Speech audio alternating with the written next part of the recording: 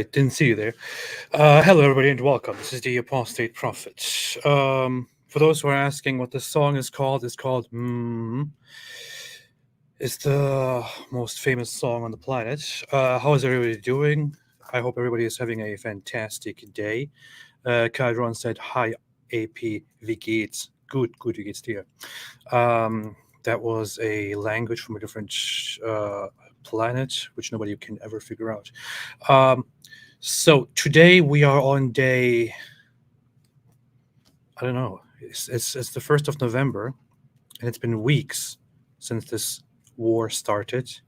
I have no idea how long it's been. I guess a few weeks, I'm not sure. And today we again have some very interesting, very amazing, very brilliant news. While the world is asking for, lots of people around the world are asking for a ceasefire from Israel. They're saying Israel should immediately stop fighting. There should be a ceasefire right now, immediately. Hamas has a different plan. And somehow the people who are on Hamas's side and the people who are neutral in this, or the people who just do whatever is in fashion right now, which is true for a lot of people out there, don't seem to pay attention to what Hamas says and what Hamas wants. Because they don't ask Hamas to surrender, they don't ask Hamas to stop, they don't ask Hamas to do anything. Although Hamas is one of the two sides in this current war and is in charge of Gaza.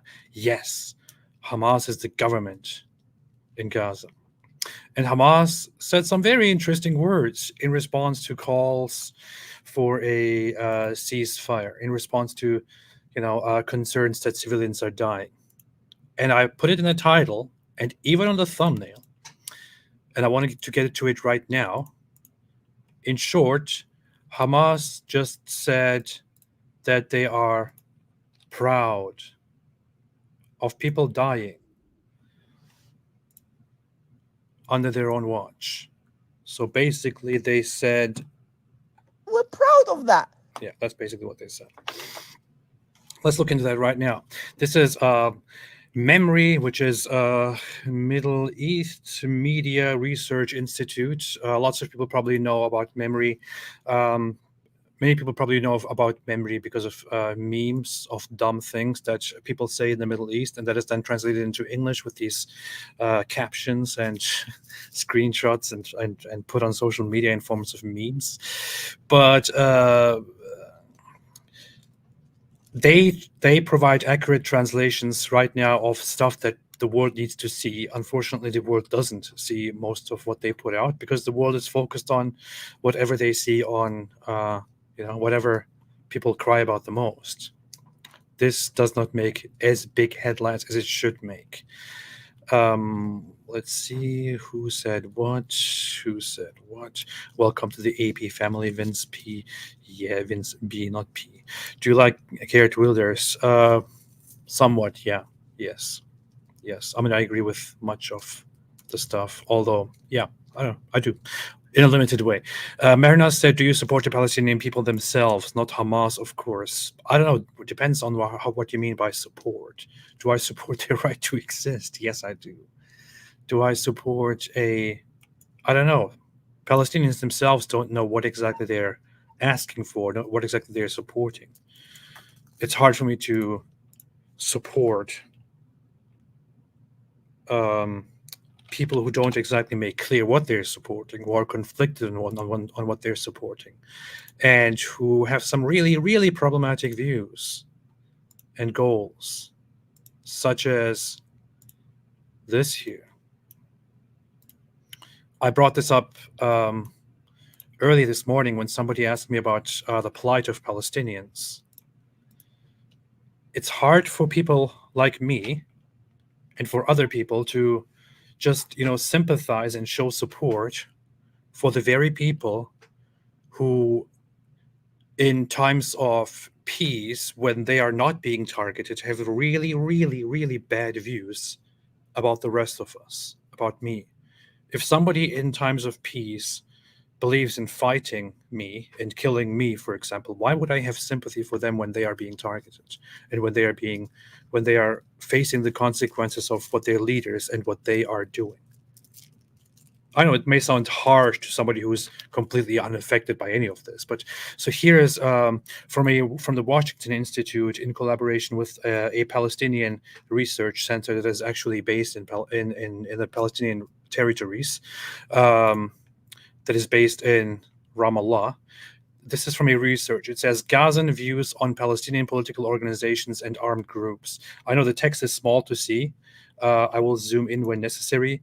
The dark blue is very positive. The light blue is somewhat positive. The light red is somewhat negative. The dark red is very negative.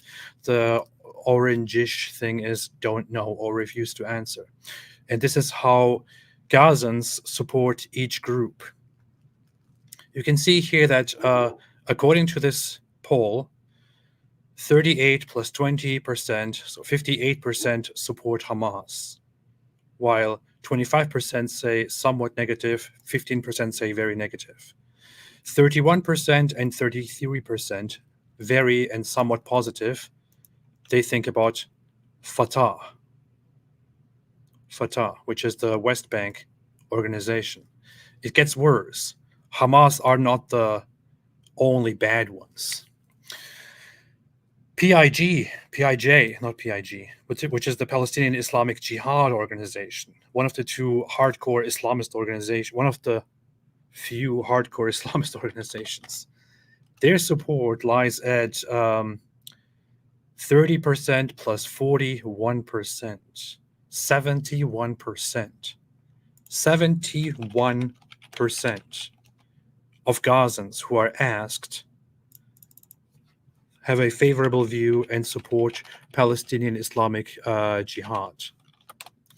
Then we have another group, which is the Lion's Den, which is also a very terroristic-ish group, a terroristic group. I mean, there's nothing around that. No way of going around it. They also have a support of 34 plus 40%, so 74%. And finally, the Nasser Salahuddin brigades, which is Islamic, and also another Islamic fundamentalist group that commits terrorist attacks. They have a support base of 20% plus 41%, so very positive 20%, somewhat positive 41%, and the minority is negative. These are terrorist organizations, and you see most Gazans supporting them. Now, it's very hard to look at this and to then say, oh, they are uninvolved, they are innocent, they are, they didn't choose on any of this, they are under Israeli control. How is this their fault? It's very hard to say any of this. Next, opinions of Jews. And this is actually a very interesting graph. Egypt, 2% view Jews favorably, 95% unfavorably. Jordan, 3% favorably, 97% unfavorably. Lebanon, 2% favorably, 98% unfavorably. Here in this case, interestingly, even Christians view Jews unfavorably quite often. But although I think this is from like 10 years ago or 15 years ago or something. And Lebanon is quite complicated. Lebanon has had a very long conflict with Israel, and I'm pretty sure this was close to war times. Palestinian territory, 3% favorably, 97% unfavorably. Turkey, 60, 73%. It's funny because in Turkey, I heard nothing but hate for Jews, and apparently Turkey is quite moderate compared to these regions. Indonesia, 1074, Pakistan, 578. But what's very interesting about all of this is this part. Israel. Look at Israel.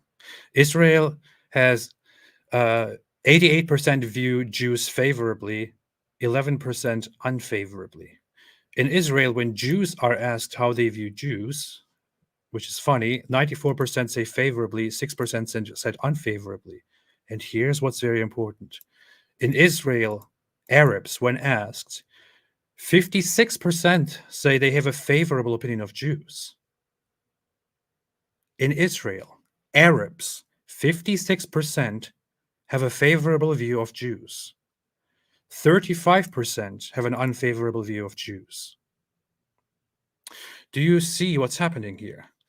In the Palestinian territories, 97% dislike Jews and only 3% like Jews. But Arabs in Israel mostly have a positive view of Jews. And 35% say they don't like Jews. Doesn't this look like those Arabs who are actually inside Israel, who actually live among the Jewish people, don't really share that whole hate for Jews? They seem to be mostly cool with Jews, and they have no obligations in any of this. They are answering anonymous polls here, right? People who actually live among them, who actually live in Israel, view them favorably, mostly, but not in the Palestinian territories. There it is, 3-97. This speaks volumes, many, many volumes, many volumes, many different volumes, many such cases. Moving on, one more graph. I showed this several times before, but here is a question, again, from the Washington Institute and the Palestinian Opinion Research Institute. It says, if Palestinian leadership is able to negotiate a two-state solution with Israel, do you think that this should be the end of the conflict, or that resistance should continue until all of historic Palestine is liberated, meaning Israel is entirely destroyed, annihilated? You can see here the latest response in 2020. This is the West Bank. These are West Bank respondents. In 2020, 62% of respondents in the West Bank say resistance should continue until all of historic Palestine is liberated. So the majority of respondents in the West Bank, not even Gaza, in the West Bank, say even if we reach a two-state solution, we should fight until we have all of it and there is no Israel anymore. Only 26% say, well, that should be the end of it. We'll be fine with a two-state solution. Let's see if the source is on here. The Washington Institute and PCPO, which is a Palestinian organization, polled June 20-something, February 2020. I will later on, I didn't even plan on showing these things right here. I was going to go into something completely different. This just came up because somebody asked the question. But I am going to put the links to these into the description after I'm done. I can't do that at the moment, but I'll do that after I'm done with the stream. And in Gaza, 58% say fight until all of it belongs to us. 3% have no answer. 40% actually say this should be the end. Let's just end. Let's just end. Let's have a two-state solution and be done with it. But this is also funny. Yes, you have a majority here in Gaza, 58%, but Gaza is supposed to be the extreme side. West Bank is supposed to be the non-extreme side. And in the West Bank, significantly more people or significantly fewer people say we would be okay with a two-state solution, and more people say we should fight until Israel is gone and all of the land is ours. These are the realities that when you bring these things up, people often don't respond.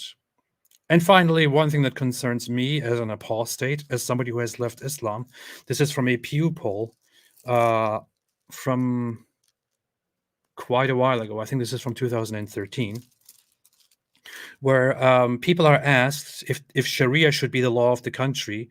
In this case, it was Palestinians say 89% of Palestinians say it should be the law of the country. And among those who are asked, 66% here, Palestinian territory, 66% say death penalty for leaving Islam should be applied.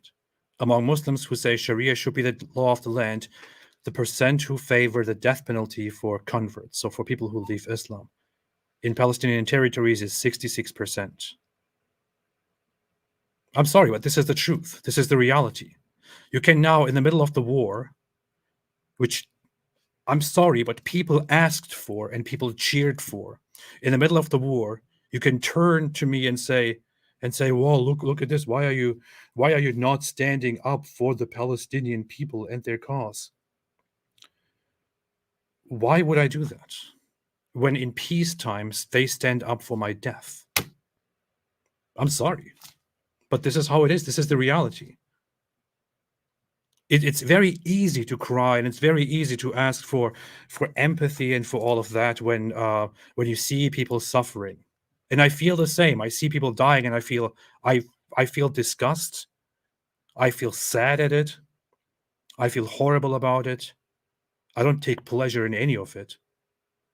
But why am I, who is condemned to death at any other time, expected to somehow here give my support and show sympathy? I can't deny the truths.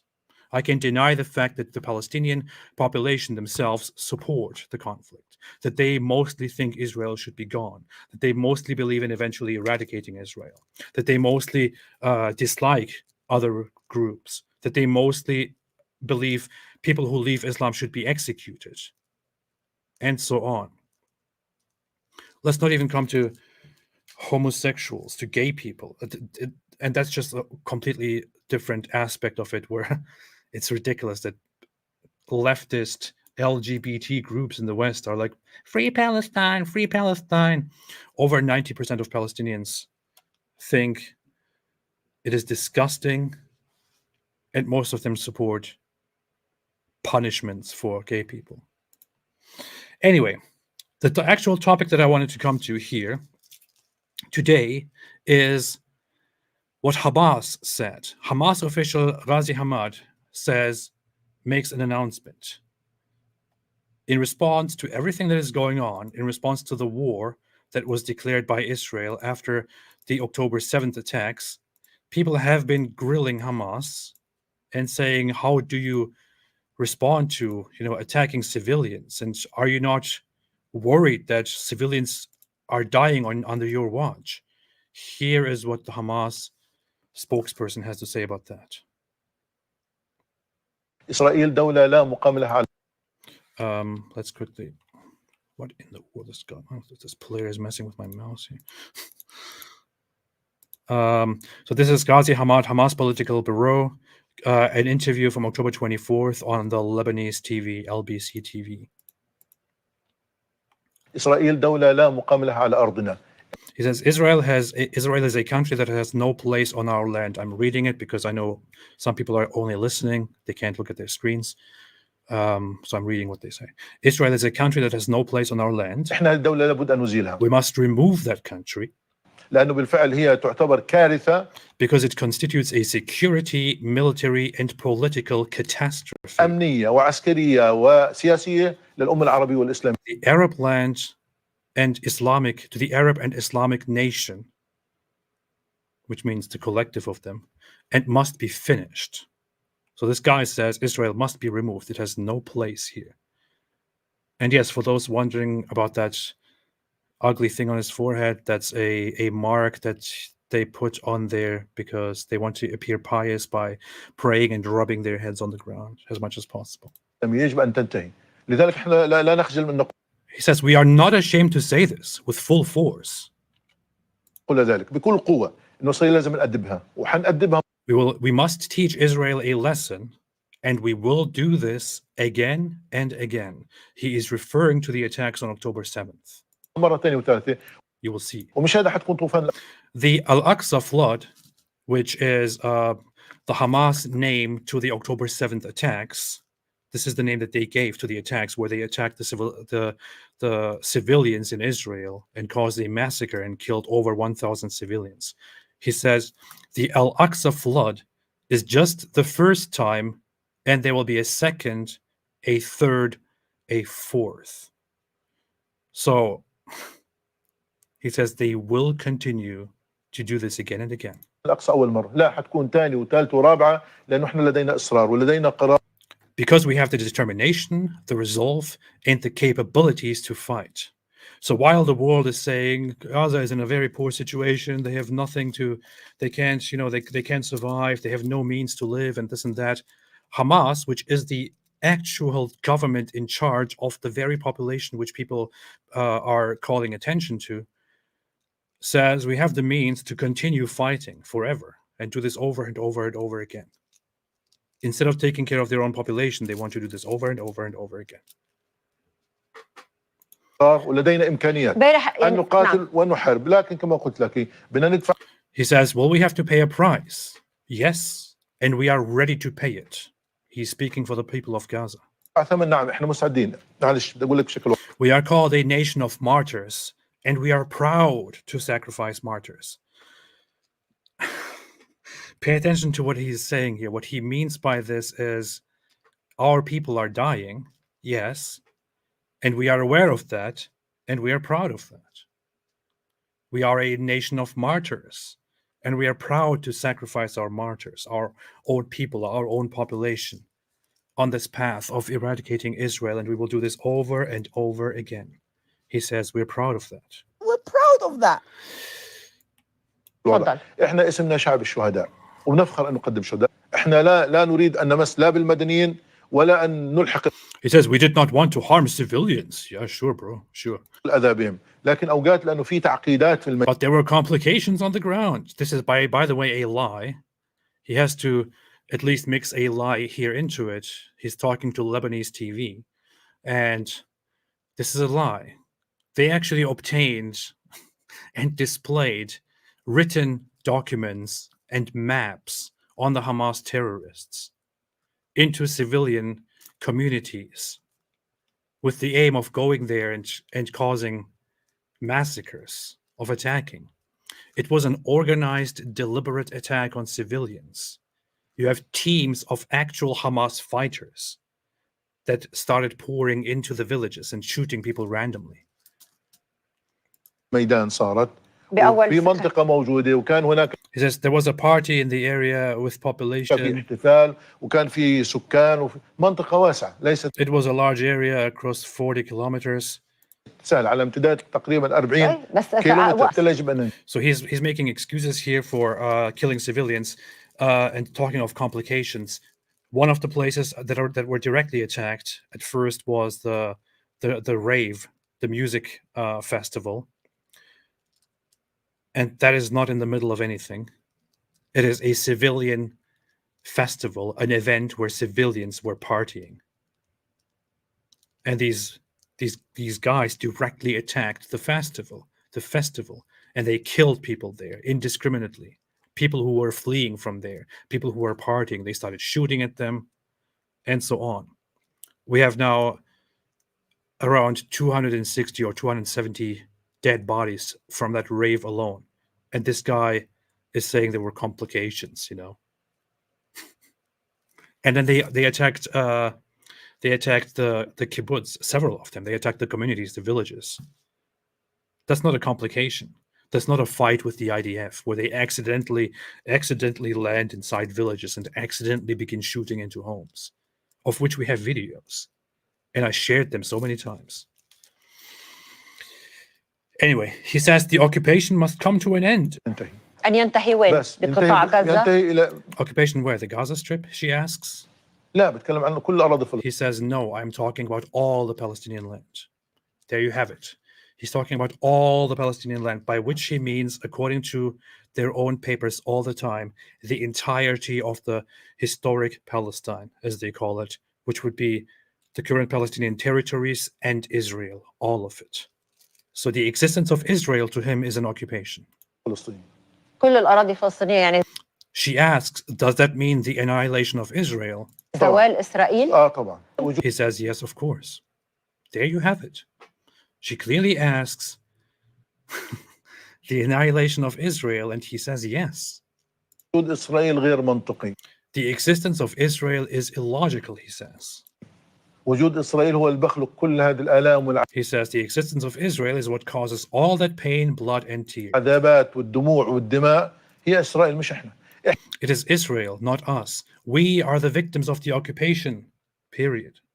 احنا ضحية الاحتلال نقطة واخر السطر لذلك ما حدا يلومنا احنا شو اللي And then says, therefore, nobody should blame us for the things we do. بنعمله في 7 أكتوبر في And here, pay attention to this. He says, nobody should blame us for what we do. It is Israel's fault. And here he says, October 7, October 10, October 1 million. Everything we do is justified. You don't have to think very far to understand what he's saying here.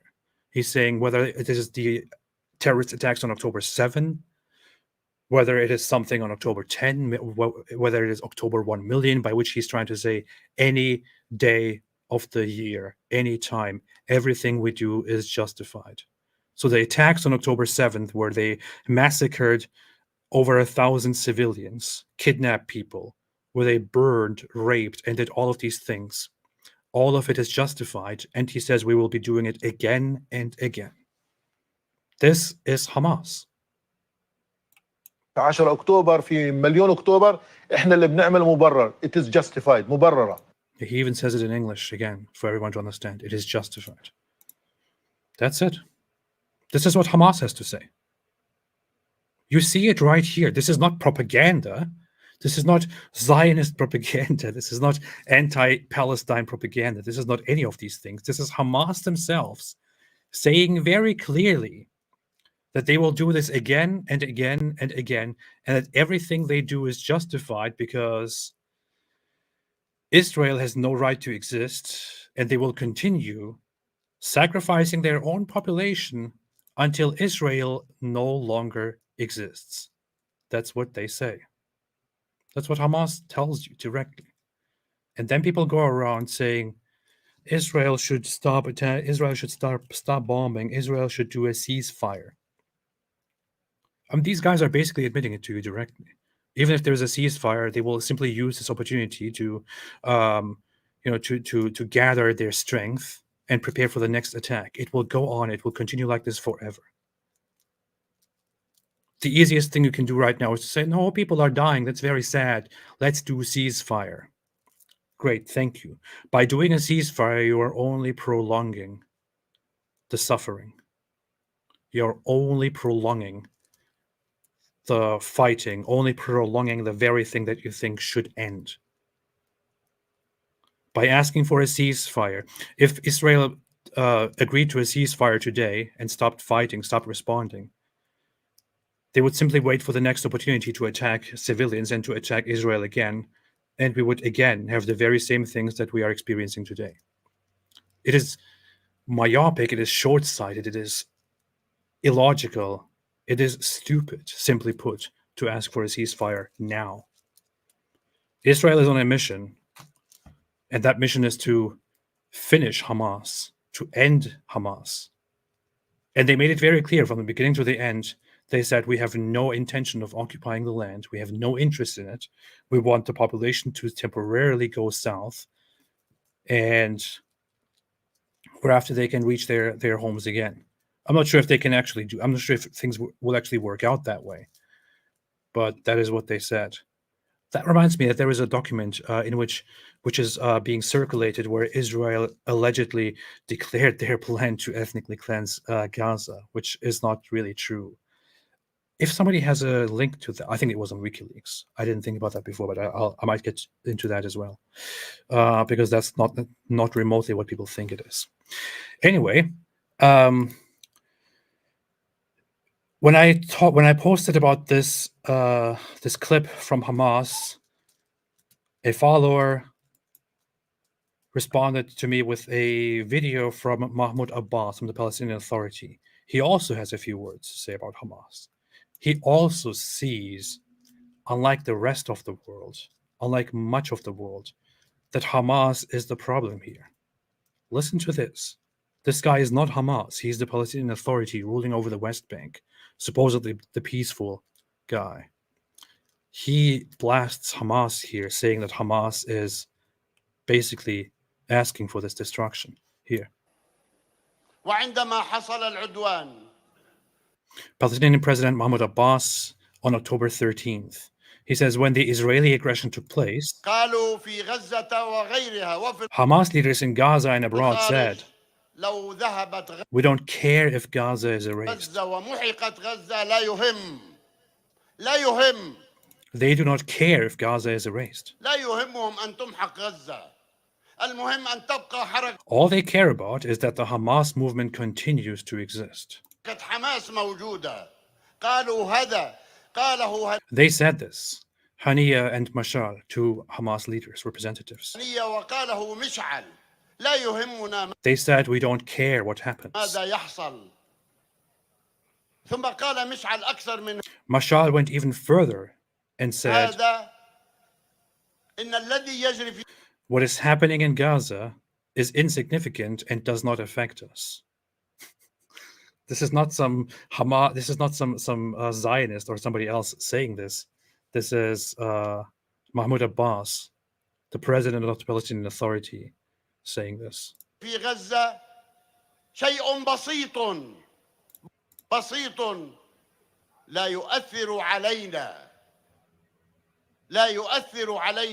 does not affect us. Then they said that the Hamas movement is alive and well.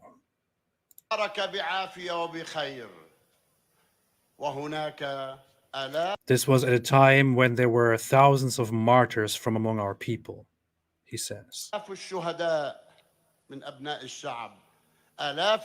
Thousands of wounded from among our people. Tens of thousands of destroyed homes. To this day, 100,000 Palestinians in Gaza are homeless with no place to live, he says. But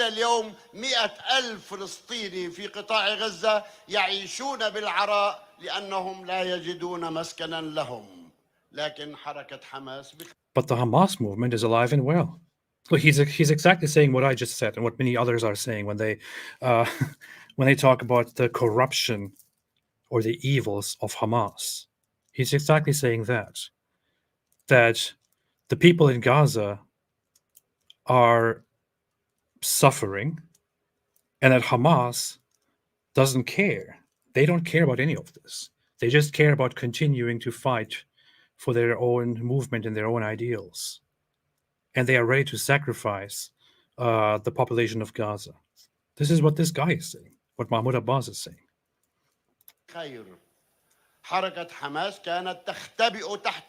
The Hamas movement was hiding under the domes. This is what Israel is also saying, and what Mahmoud Abbas is saying here.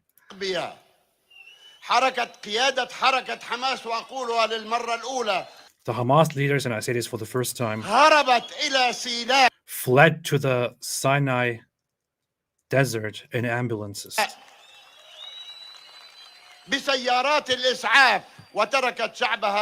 They left their people behind to be slaughtered. And then they say we put up a resistance. This is what he says. Oh, this was from a long time ago, which makes no difference to the point. The point is that this is what he himself, what Mahmoud Abbas himself said, and what he thinks about Hamas. Would it change? Would Hamas change over time? No. This is his position on the whole issue of Hamas control over Gaza. He says that Hamas is in charge of Gaza and they don't care about Gazans. They just care about themselves. They sacrifice their own people. They do whatever they want.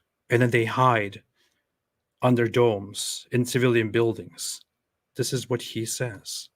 That's also what Israel says, and what the US says, and what intelligence says. But they are accused of just, making up excuses to kill civilians and all that. And I want to point out one thing. Of course, Mahmoud Abbas here, who is the Palestinian Authority president, is pointing these things out. But that's not because he cares so much about the people. It's not because he has so much compassion and because he thinks this is all the fault of Hamas. He is saying these things because Hamas are his rivals.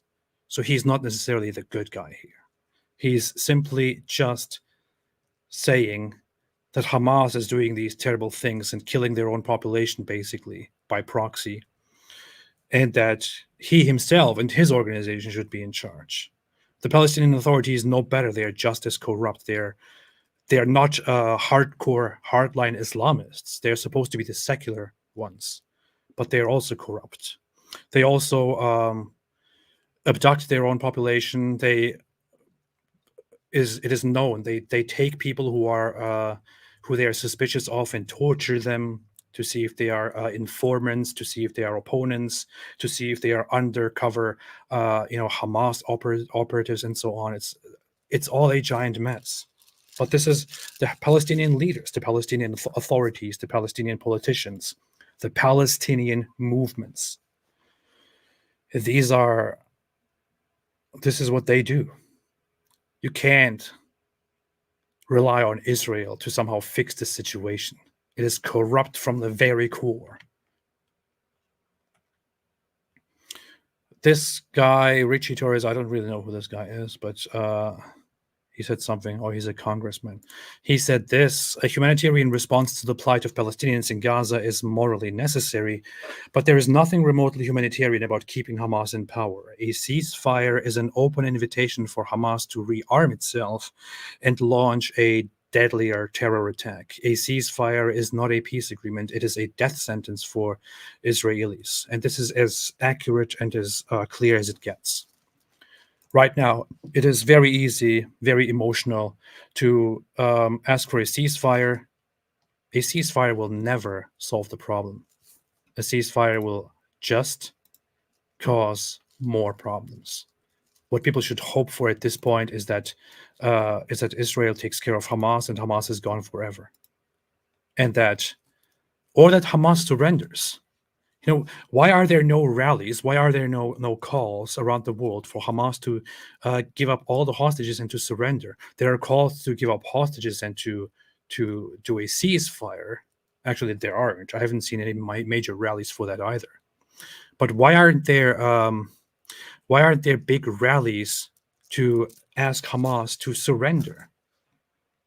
If they are the ones who say we will keep this going forever and ever and we will never stop, why is Israel supposed to be the side that is reasonable, that has great accountability, that never responds with violence and all of that? Why do people not ask Hamas? Yes, I know Hamas will not surrender. They will not stop.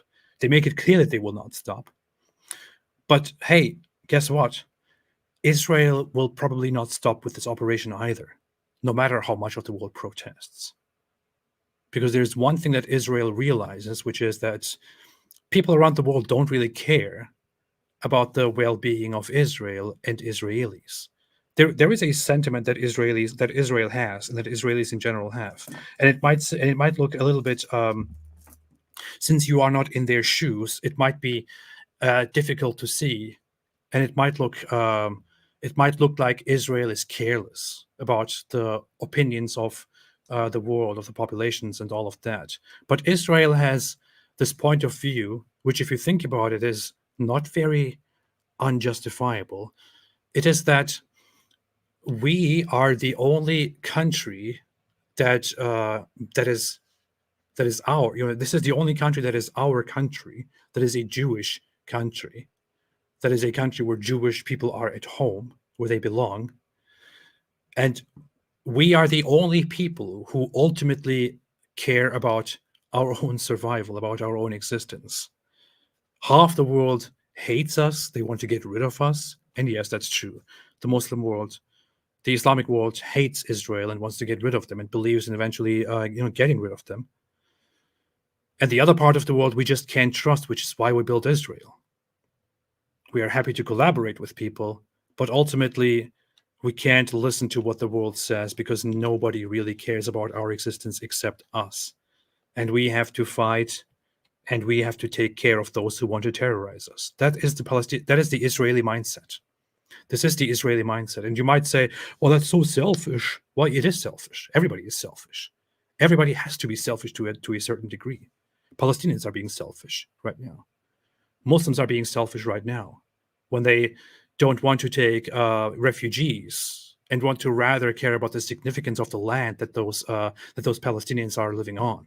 They don't want to take refugees right now. I mean, Egypt and other Muslim nations, they tell each other not to take Palestinian refugees for a very simple reason, and a very callous reason, a reason that is so much not about compassion.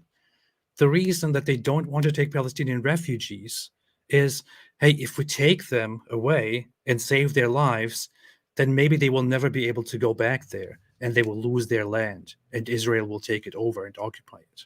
That's their concern. That's the main concern there. And they won't give those people, citizenship status. They don't want to do that either. They would treat them as refugees forever, for eternity, because they think the land is holy. It means something to us Muslims. It means something to us Arabs. It should be us forever, all of it, which is why, sorry, but we can't take the refugees. We can't take these people. We can't save their lives. This is how the Muslim world thinks. This is how the Arab world thinks. And this is not what I'm saying. This is what they say to each other and what they say publicly all the time. They don't care about the lives. They care about the values. And Israel, in their position in this entire conflict, they care about their own existence, because they are very well aware that the rest of the world does not fundamentally care about their existence. If nobody cares, and if they can't trust the world, if they can't trust the Muslim nations and Arab nations that try to dominate and occupy the United Nations, then they themselves have to take care of their own right to exist. And they can't just, after experiencing the worst attack against their own population, say, oh, you know what, the world demands a ceasefire, so, why don't we just do a ceasefire?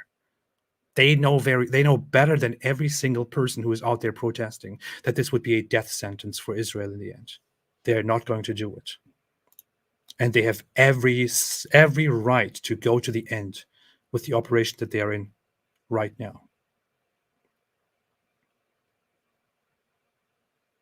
Sorry to say. That's it. This is war. This is war. If the Palestinian side didn't want war, this wouldn't happen. If Hamas didn't want war, this wouldn't happen. If the Palestinian Authority didn't want a conflict, this wouldn't happen. There were plenty of opportunities in 2000, in 2005, in 2006, in the 90s, in the 80s, in the 70s.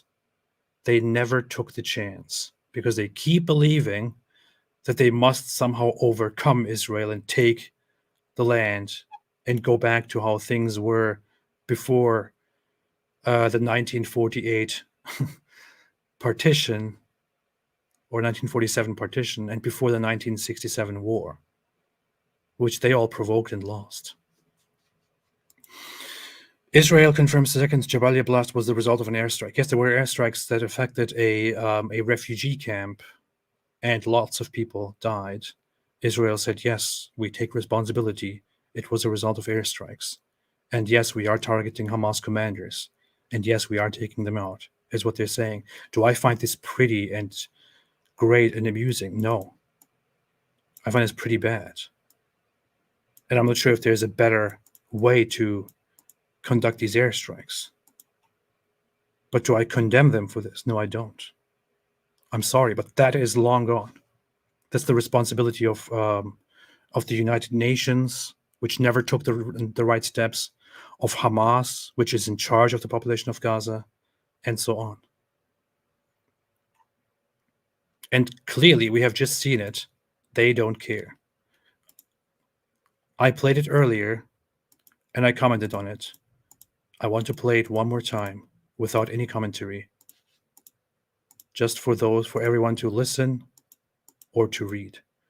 Here is the Hamas spokesperson saying that they will continue terrorizing Israel forever, and that they are proud to sacrifice their own population. إسرائيل دولة لا مقام لها على أرضنا. إحنا الدولة لابد أن نزيلها، لأنه بالفعل هي تعتبر كارثة أمنية وعسكرية وسياسية للأمة العربية والإسلامية، يجب أن تنتهي.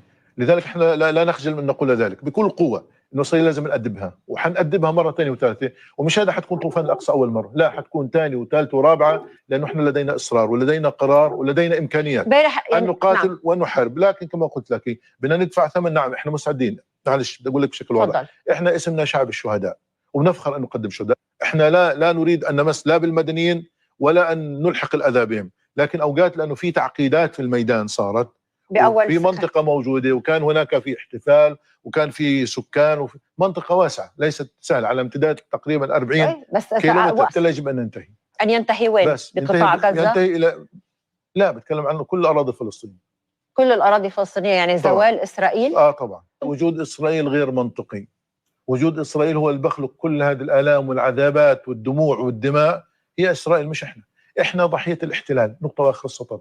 لذلك ما حدا يلومنا، إحنا شو اللي بنعمله في 7 أكتوبر، في 10 أكتوبر، في مليون أكتوبر، إحنا اللي بنعمل مبرر. It is justified، مبررة. This is Hamas. They say, we know that our population is dying, we know that people are being killed, but we are proud of that, and we will continue fighting and terrorize until Israel no longer exists. She asks explicitly, does that include the annihilation of Israel? He says, of course. Israel has no right to exist. Israel's existence is illogical. We have to get rid of it, and everything we do is justified. That's what this guy says. But hey, let's pay attention to, what Israel may think and what their ulterior motives might be and all of that, when these guys are telling it to you in your face. Ari Osman said, I don't care what the KGB media, Muslims, Marxists, Twitter Nazis, Schmucker Tarlson, isolationists, Christian anti-Semites, and fake conservatives like Candy-ass Owens say. We Jews are in the fight of our lives. Thank you, my prophet, for your support. There you have it. Plain and simple. I agree with it. And thank you, Ari Osman, for being here and continuing to amplify the voices. I agree with it. The world doesn't care, and you see this again and again. The world doesn't care, and the last few weeks, the protests around the world, the attacks on Jews around the world, and the indifference of so many people to these attacks, the leftists in the world siding with Muslims, and even now right-wing conspiracy theorists siding with Muslims and saying Israel shouldn't exist, it should have no right to exist. It just proves over and over again why the entire Zionist idea of Theodor Herzl of creating a state where they can exist without fearing persecution, without fearing pogroms, without fearing genocides again and again is absolutely necessary. It is necessary because if they don't have a state where they can freely live, there will be again and again the danger of being removed. Like so many times in Europe, so many times in the Muslim world, like in Nazi Germany and so on. And if you don't agree with it, then don't expect Israel to care about your opinion. Seriously. Cascadia made a super sticker which says thank you, Cascadia. I appreciate it very, very much. Thank you. Nathaniel Robinson said, have you seen UC Regent J. Sear's response to ethnic studies professor who insisted Hamas should not be called terrorist? I did not see that at all. What is that? UC Regent J. Sears.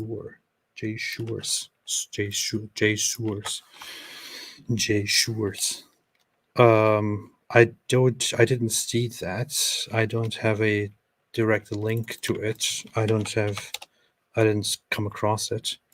Let me see. Oh, it's a text. It's a very long text. I don't want to read the text. I don't want to read it on screen. It's also low resolution. You mean this? I bet. This? It's even hard to read. What is this low resolution, man? Let's see. Oh, that is a better one. Here. This is too long. I'm going to lose half the people who are watching if I start reading this. But I can share it. Interesting. I'll have a look at it. I haven't seen it. I haven't checked it out. Efforts to pass veto standalone funding, Al Jazeera, the terrorist sympathizers. Let's see what they say. The terrorist sympathizers say Reds,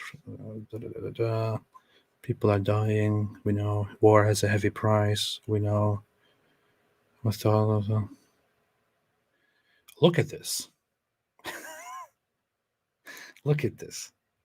Al Jazeera, the terrorist sympathizing news outlet here, is immediately running this as an update and highlighting it, saying, speaking at a news conference, Yoav Gallant said Israel's operations in Gaza were moving forward with thousands of targets destroyed.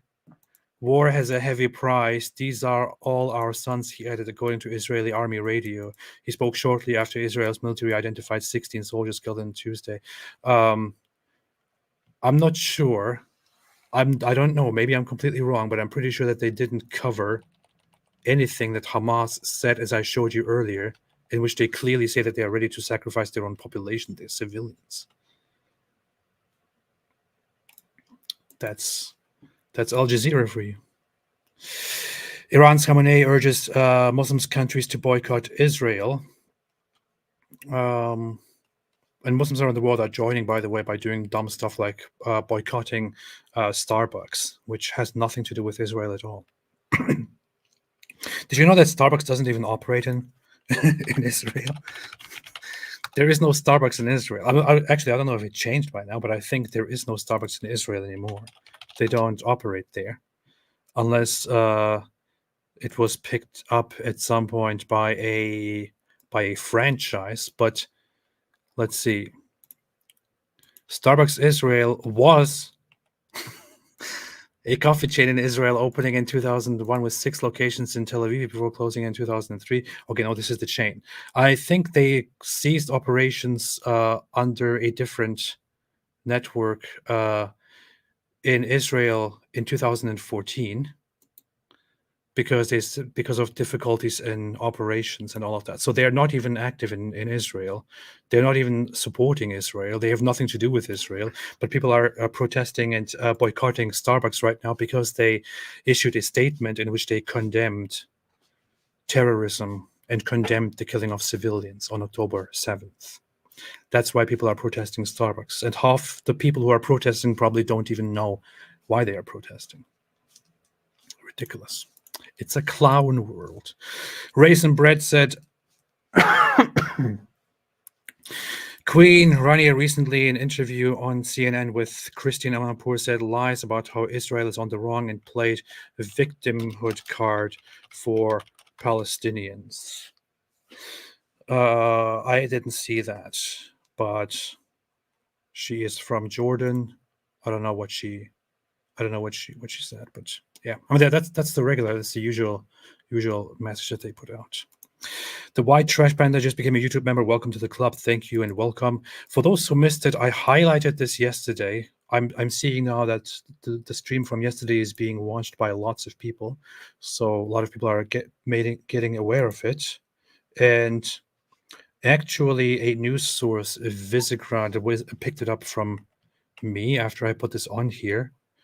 But for those who missed it, the Palestinian Authority, which is supposed to be the peaceful, non-Islamist side, published a letter in which they instructed their mosques to read out a hadith, the one hadith, the prophecy by Muhammad, according to which the Muslims will fight and kill the Jews. It needs to be highlighted again and again. The text says, Muhammad said, or he said, the hour will not be established until the Muslims fight the Jews, so the Jews will hide behind stones and trees. And the stone or the tree will say, O Muslim, O servant of Allah, there is a Jew behind me, come and kill him, except for the Kargat tree, for it is the tree of the Jews. This was preached to Muslim audiences under the rule of the Palestinian Authority on October 20th. And the press didn't pick it up. People didn't pay attention. People just say Hamas is, Hamas are the extreme ones. They are the Islamists. But this was preached in the regular secular Palestinian territories. But hey, it's all Israel's fault. This is what's called a self-fulfilling prophecy, which is under Muslims, Muslims keep vilifying and saying, Israel is, Jews are bad, they're evil, they're violent, they hate us, they want to kill us, and this and that. And they believe in that. Because of that, they put up a conflict with the Jews, with the only Jewish state. And when the only Jewish state then reacts to them, to their violence with violence, they're like, you see, this proves that we were right. This proves that we were right, that Jews are indeed, hateful and violent and this and that. That's a self-fulfilling prophecy. You caused the very thing that you claimed was going to happen.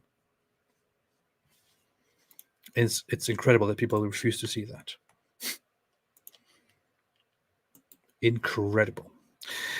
Babushka said Hindus have been fighting this menace and tried to warn us for many years. Long live India, from the Adirondack Mountains in New York. Thank you. Joanne B said, sharing love and support. Thank you, Joanne. Like you said yesterday, it's frightening and shocking how people are reacting to this. Most of the world are idolizing barbaric terrorists. Take care and stay safe. I know, the thing is, we are currently seeing the dangers of social media, right? Of platforms like Twitter and TikTok, for example. Somebody was pointing it out how the TikTok algorithms, the Twitter algorithms, they are so much favoring conspiracy theorists and people who are just anti-Zionist right now and who are supporting the Hamas cause. And the average person out there doesn't really research. The average person out there doesn't sit down and read, doesn't sit down and study the history, doesn't think things through, doesn't really care much about the facts of the matter. So the average person just goes with whatever seems reasonable or, emotionally appealing or cool or in fashion or whatever it is to them, or whatever aligns with their own beliefs at the moment. So when on TikTok, the Muslim voices and the pro-Palestine, the pro-Hamas voices are amplified, then this spreads as the new trend. And then you soon start seeing non-Muslim people, non-Palestinian people who have nothing to do with this conflict, people who never even heard about this conflict. They then start posting supportive messages for the Palestinian side, and they start getting engagements, which then fuels more and more support. Because somebody who never bothered about Israel or Palestine, for their entire life, can now jump into the trend and say, oh yeah, Palestinians, they're being treated so badly. If Israel just stopped this occupation, stop Israel, free Palestine. If you do that, and you then suddenly get a lot of support on TikTok, for example, which is what happens, then that will just psychologically motivate the person who put that out to add to it and to continue doing that, to put something new out there and say, oh yeah, yesterday I heard this and this happened as a result of Israeli airstrikes. I feel so bad. Free Palestine. How can you not support Palestine right now? That again is rewarded. And that's how it goes. That's how it goes. If people get the sympathy and the reward for saying these things that they'd never even thought about, that they will continue doing that. And that's how the algorithm, and then similar things are suggested to you and to everyone else. That's how the algorithm and how social media popularity is really muddying and completely destroying any kind of nuance that should be out there in times like these. It's sad. It's messed up. And then people say, look, we are winning over people's opinions. So many people say free Palestine now. What they don't realize is that lots of people might agree with them, but it doesn't really mean much in the real world, because in the real world, Israel is taking care of Hamas right now and going through with what they said would happen if such an attack happened. The best thing you can hope for is that the operation is finished as soon as possible. Human Kirk said, thanks for these streams, not after our midnight. I'm going to do another live stream later just so that you can't watch it. No, thank you for being here. Rachel S. said, what do you think happens once Hamas is gone? Thanks. Hard to tell. Hard to tell. I'm not even sure if Israel can really effectively get rid of all of Hamas. I mean, that's their goal right now. They say we want to put a complete end to this. And their stated goal, I believe, is for the time being that they would put a different authority in charge. They said they have no intention of giving control over Gaza to the Palestinian Authority because they don't trust it. They did that last time, and that's how they lost control and Hamas took over. So they want to put a different authority, a different governing body in place of Hamas and see where it goes from there. I don't know. It's very hard to tell what's going to happen. It's not like Israel hasn't tried different things. They tried so many different methods. They tried letting them exist alongside. They tried taking over and occupying it. They tried giving it away to Egypt and Jordan. They tried having it exist as a self-governing body with restrictions until they agreed to make peace. These are all the options that were tried. Nothing worked so far. Not sure what's going to happen now. Rachel S. again said, thank you for actually speaking the truth about the Israeli position. You are actually a moral person, and it makes me somewhat hopeful. Thank you, Rachel. I appreciate that. I just say how I see it, and thank you. Sanku said, Israel would be stupid to listen to Westerners who've become overly emotional and utterly delusional about the world, who think war is Call of Duty. That's the thing. In the West, people don't really understand what they're dealing with when we talk about this conflict. Israel knows very well what they're dealing with because they deal with this all the time. They deal with death and destruction, with dead bodies, with the danger of being exterminated all the time. They deal with fighting, with killing and getting killed all the time. Most of this stuff is just a dream to people in the West who see stuff like this only on TV or in video games, or read books about it, or hear it on the news. In the West, people are so separated from the realities of death. I mean, even slaughter of animals is like done in places where you don't see it, where you're not exposed to it. In other parts of the world, it's not quite like that. In other parts of the world, people are directly exposed to blood, to violence, to all of these things. They understand the realities of the world. They understand further how to actually deal with it and the consequences of just saying, oh, let's just make peace, let's just do ceasefire. It does not work. Ari Wasserman said, the propaganda is so ingrained in the West that even good pro-Israel conservative outlets have been unthinkingly normalizing the word Palestine, which is as real as Andrew Tate's grasp of decency, morality, and monogamy. True.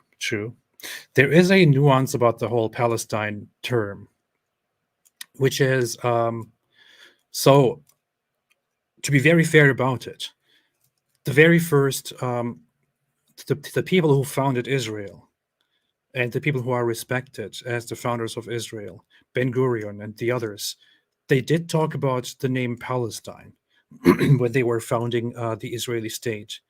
And they were debating what they should name this new Jewish state. I actually have an excerpt of that document that I posted on Twitter some time ago, which I could use to talk about this with more precision. Give me 1 second. So they were talking about, they were discussing what they should name their new Jewish state. People keep saying, why are you stuttering? Why stuttering? What they should name their new Jewish state. And some of the options were Israel, Zion, Judea. And there was also actually the option of naming it Palestine. And they did acknowledge that there could be an Arab state, which could be named Palestine, but that does not mean that they acknowledge that Palestine is an Arab thing. What they meant by that is they could use the name of the region that they live in. So here's this is from an article which goes through some of the documents which were obtained from the founding times of Israel. It says when they're thinking about what they should name it, the document mentions three options: Palestine or Philistine, Zion or Sayun, and Israel or Israel. Israel in Arabic. The three officials, who included Beker Shalom Shetrit, later a prominent cabinet minister, were working under two assumptions: that an Arab state was about to be established alongside the Jewish one. Look, this is a very big contrast. If you want to analyze this whole thing from a moral point of view, there is a very big contrast here.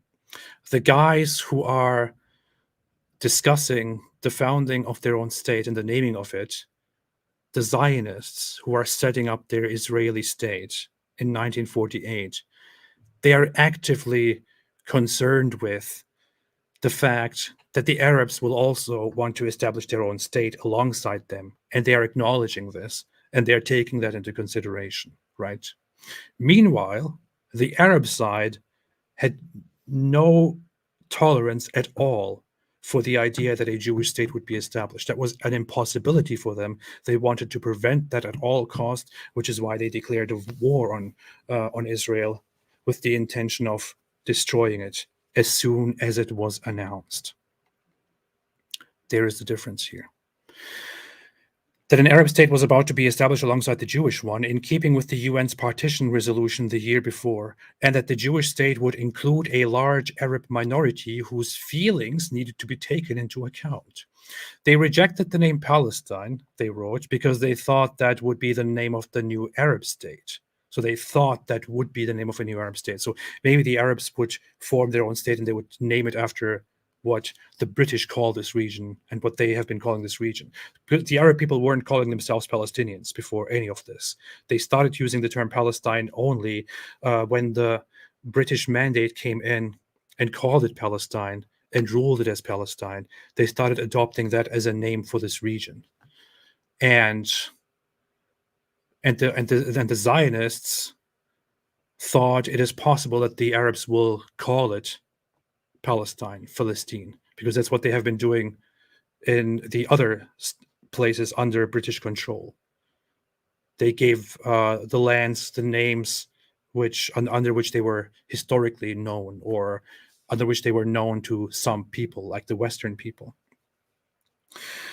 It is likely that the Arab state that will be established in the land of Israel will also be called Palestine in the future, which could cause confusion, the officials wrote. They rejected the name Zion, or Sayun, seemingly because the words Zion and Zionist already had a pejorative meaning in the Arab world. Calling the country Zion would cause real difficulty for the Arab citizen in the Jewish state, the document says. In the end, they opted for the most straightforward option, Israel or Israel. So according to this document, the earliest the Zionist Israeli founders, they took all of this into consideration, and they took the feelings of their own Arab populations into consideration. And according to all of this, then chose Israel. But they acknowledged back then that Arabs might establish a state and call it Palestine. So it is not completely a much later invention.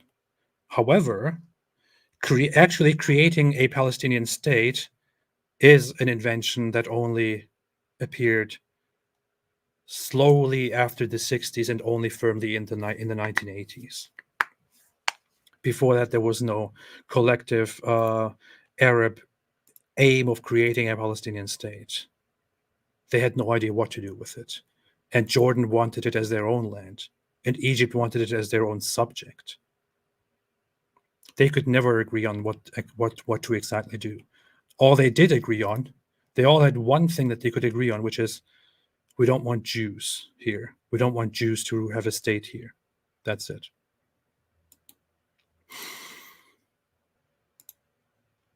Realities that we need to talk about and that nobody is talking about. realities. Yeah. Okay, where was I? Oh yeah.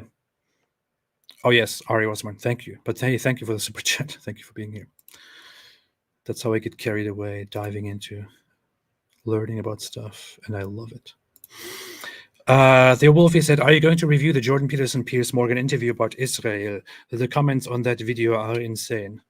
I saw that they did that. Let's see, how long is that?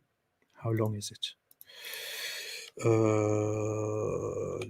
Jordan Peterson and Piers Morgan. Let us see how long it is. Let us see what it is. An hour. Why does he talk to everybody for like 10, 20 minutes, and then he talks to Jordan Peterson for 1 hour? I might review that at some other point. I might review that together with David. I might do something like that, but it's probably worth looking into. Probably. Can't do that right now, though. But hey, yes, I might do that. Matthew Velasquez said, Ari Wasserman, thank you for bringing up the issue of normalizing the use of the word Palestine incorrectly by Western media. Yeah, that's basically what we just went through. But it is true. It is true. There is no Palestine. There is no one Palestine. There is no Palestinian land. There never was a Palestinian land before Israel. Israel didn't steal Palestinian land. There was no such thing. That was invented much later. Before Israel was established, it was the British Mandate of Palestine. That was the only thing that was called Palestine. And it was what they named the land. It wasn't the land of the name itself. Then Israel was built. The Arabs rejected it. They didn't know what to do with it. Much later, after Israel, they began calling it Palestine. And now you have these stupid graphs which go around, or these stupid maps which go around, which say, look, they stole the Palestinian land. Palestine was once this big, big place, and now it is no more. It's not how it works. There never was such a land called Palestine. Never was such a thing. But hey, I talked about that before. Munesh Terrorblade said, Jews have been mostly fighting to survive. True. True. True and true. True and very true. Ari Wasserman said again, anybody on this live complaining about Jews being in this situation because they are not Christians is missing the point. To put it mildly, and should learn it little Christian courtesy. Christine Live, hey, thank you so much. I appreciate this. Appreciate it. Said, my husband and I watched your video on the origin of the Israel-Palestine conflict. It was outstanding. I'm a huge supporter of your work.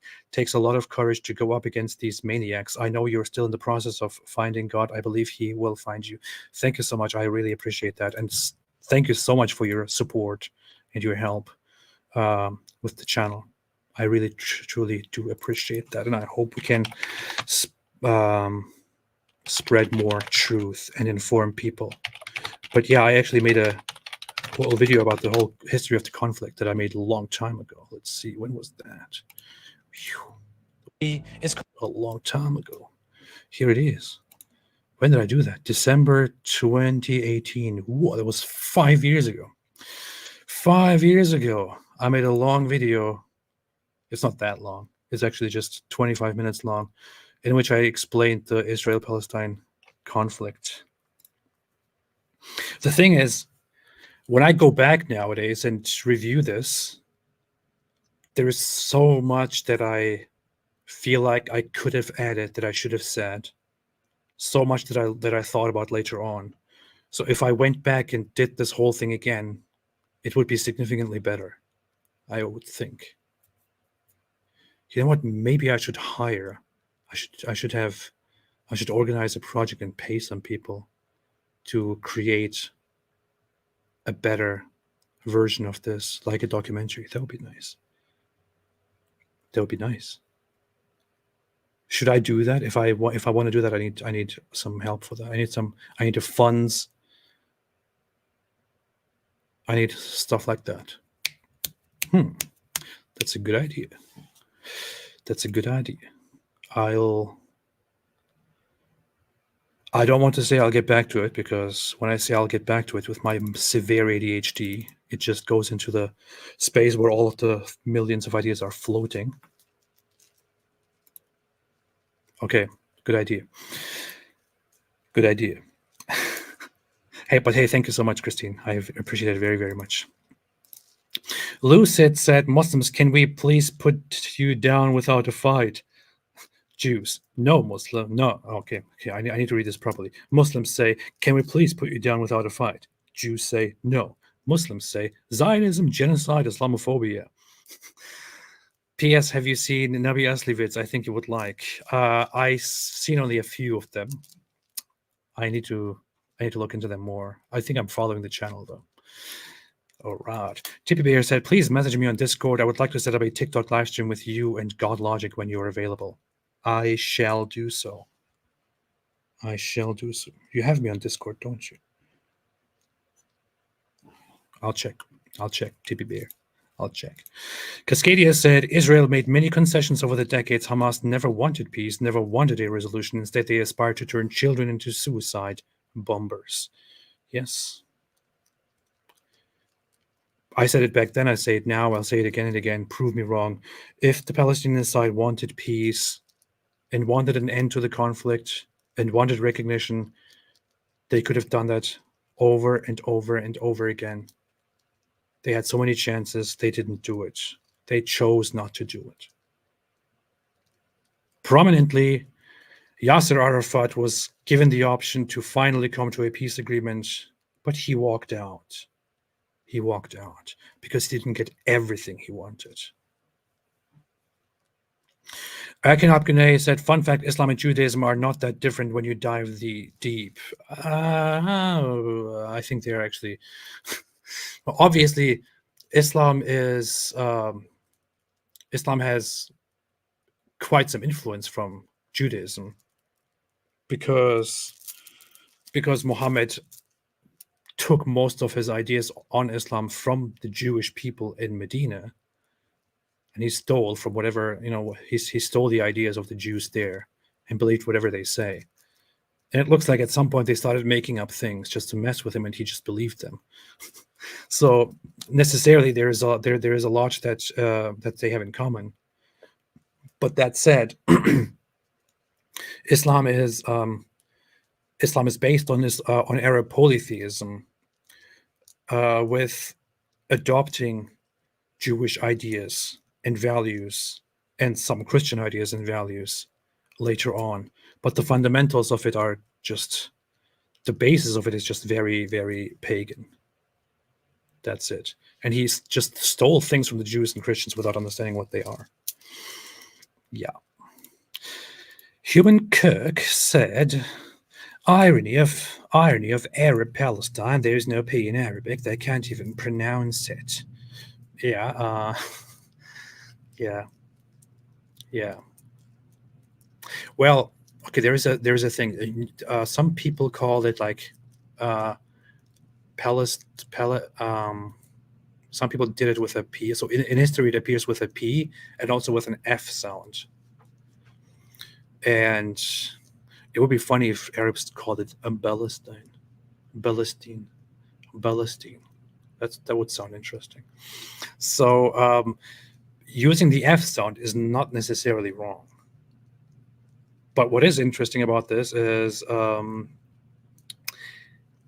that the name Palestine is not anything that these people gave themselves or called themselves. It is a name that others called the people who settled there back then, of whom we have no trace at all, who were of Greek origins or who came from Greek places. And Greek-speaking and Latin-speaking people then later adopted that as a name for the whole region. And the Arab population only adopted that name for themselves in the 20th century. So basically, they give themselves a name that the Europeans gave to that region, and then claim, yeah, we are the Palestinians.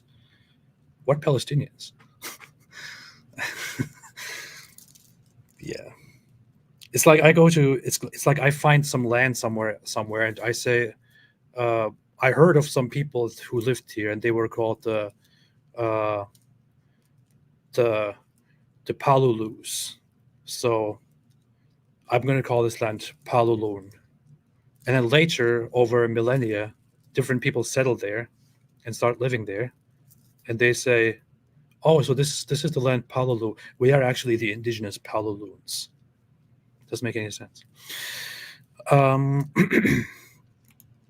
Lucid said, "Can Islam be rightly described as Arab supremacism?" I did make a video a long time ago where I basically said that Islam is kind of like it is Arab supremacy.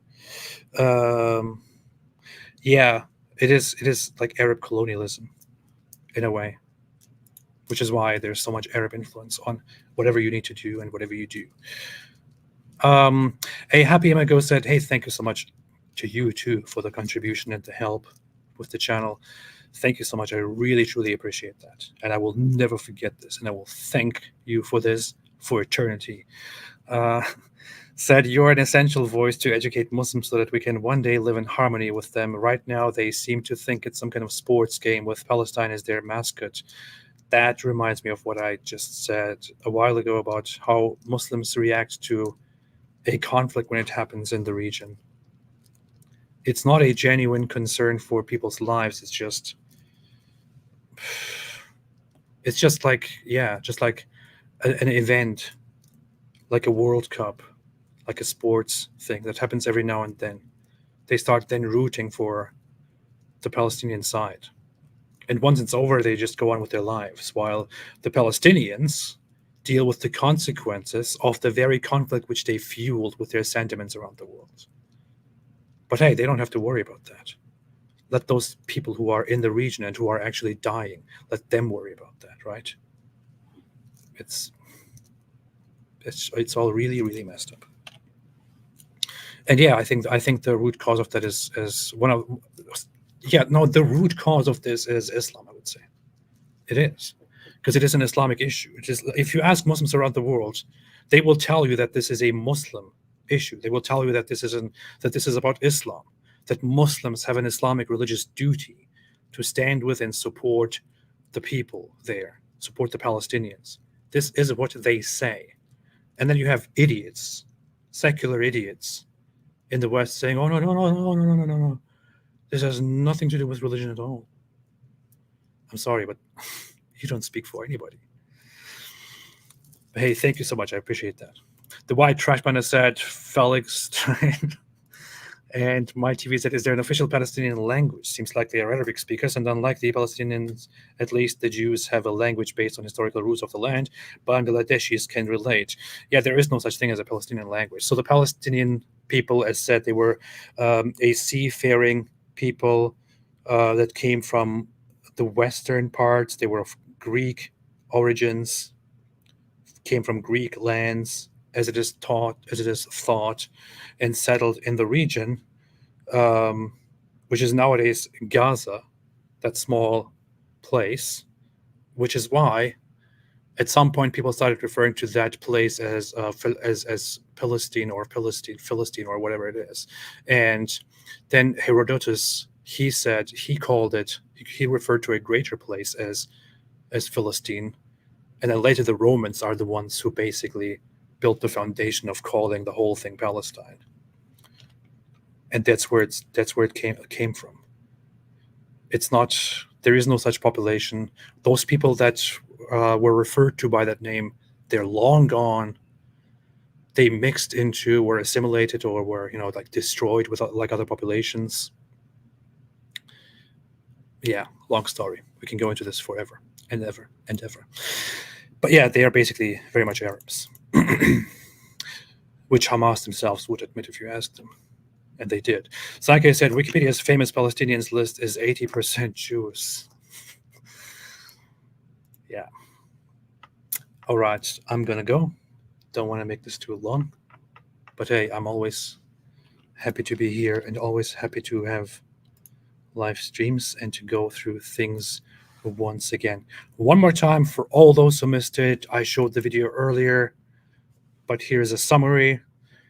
the Hamas spokesperson, who has a face that just looks like it would be the face of evil if there was such a thing. He says on October 7th, October 10th, October 1 million, everything we do is justified. We are called a nation of martyrs. We are proud to sacrifice martyrs. So he says we are proud to kill our own people, to have our own people killed for our fighting. We're proud of that. And we are proud to sacrifice martyrs. The existence of Israel is what causes all the pain, blood, and tears. We must remove that country. This is a very short summary of what this guy said, which I showed earlier in the stream. Watch it, see what Hamas actually says, see how they view the suffering and the dead people in their own, under their own control. They don't care about the lives. They care about conflict. They want to fuel conflict. They want to continue fueling conflict. And the conflict will not stop if Israel agrees to a ceasefire. Hamas will only come back and attack again, and it will go on again. Israel has to finish the task and end Hamas once and for all, and I hope they will do that. Bad Boy said, AB, do you think this guy will survive? I hope not. I don't know. Can I say that? I think I can. This guy's a terrorist. I hope he doesn't survive. I hope he doesn't make it out of there. Because this guy is saying that he's ready to sacrifice thousands, millions, and he is okay with killing the Zionists. And the Zionists, that Israel has no right to exist. And everything is justified. So no, I hope this guy doesn't survive. I hope they get rid of this guy and all those leaders and spokespeople who are like this guy. Like, why is he here? Why is he in Lebanon speaking when his own people are down there in tunnels like rats, or otherwise the civilian population is being sacrificed by Hamas?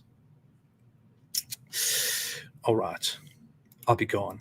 Everybody, have a fantastic day. I don't buy your Ella. Yeah. And as always, I just have to use that. It's like I put money into it for a reason. Have a fantastic day. And as always, Rachel said, did you see the uncensored interview with Israel president on BBC? Actually censored it. I didn't see it. I'll have to check it out. Thanks, everyone. Have a fantastic day. And as always, as my friend likes to say, stay away from Islam.